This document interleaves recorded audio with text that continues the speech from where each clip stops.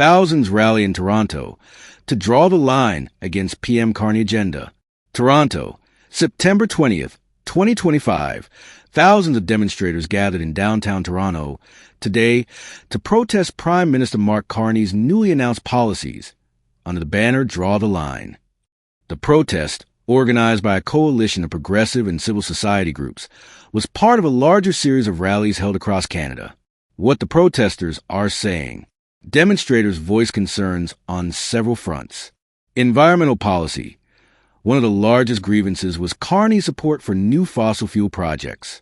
Protesters argued that these run counter to both global climate targets and the emissions reductions many felt Canada should be pursuing more aggressively. Cuts to public services. The ralliers also objected to proposed cuts in public sector spending, arguing these will hurt vulnerable communities and undermine basic services. Human rights and social justice. The coalition called for the government to put human rights front and center, from the treatment of Indigenous peoples to migrant rights. Scale and organization. Around 1,500 to 2,000 people marched through the streets of Toronto. The coalition organizing the protest included both national and local groups. Many focused on climate justice, labor rights, Indigenous rights, and social justice. Similar rallies occurred in other Canadian cities, making today a coordinated day of action, government response, and reaction. While Prime Minister Carney has not yet released a detailed public response to the rally, his office has previously defended the fossil fuel projects as necessary for economic development and energy security. Critics say that rhetoric doesn't match the urgency many believe is required to address the climate crisis. Some media commentators have suggested that this rally signals growing discontent within progressive circles over what was earlier thought of as a more moderate, centrist agenda from Carney. Others argue that opposition is still relatively fragmented and that the government has room to adjust if protests like these maintain momentum. Broader implications. Political pressure. Movements like this could put pressure on Carney's government to revise or rescind certain policies, especially those concerning environmental and social welfare issues. Mobilization. The march reflects strong grassroots mobilization, especially among younger activists, Indigenous communities, and environmentalists. Policy tension. The rally underscores the tension between economic considerations, jobs, energy investment, and environmental/social costs, a balance that many governments globally are wrestling with. What's next? The Draw the Line organizers have indicated they'll continue pushing, demanding more transparency on government decisions about fossil fuels, insisting on maintaining or increasing funding for public services, and calling for enhanced protections for human rights. More rallies, public forums, and legal advocacy are expected in the weeks ahead. Reactions. Government/liberals under Prime Minister Carney. The Prime Minister's office has not yet issued a detailed public response to the rally, as of the latest reports. Carney has emphasized that the government aims to make Canada climate competitive and has said a climate plan is forthcoming. On immigration and public services, the government has defended its approach. They argue that returning immigration rates to sustainable levels is necessary in order to ease pressures on housing, public infrastructure, and social services. The government has also pushed back implicitly on criticism about rolling back or pausing environmental policies, such as a consumer carbon price and electric vehicle mandates, by pointing to economic and regulatory challenges. However, many protesters see these changes as insufficient or as breaking from earlier liberal climate commitments.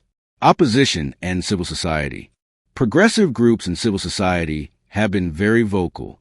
The Draw the Line coalition includes organizations concerned with climate justice, Indigenous rights, migrant justice, anti-war issues, economic inequality, etc.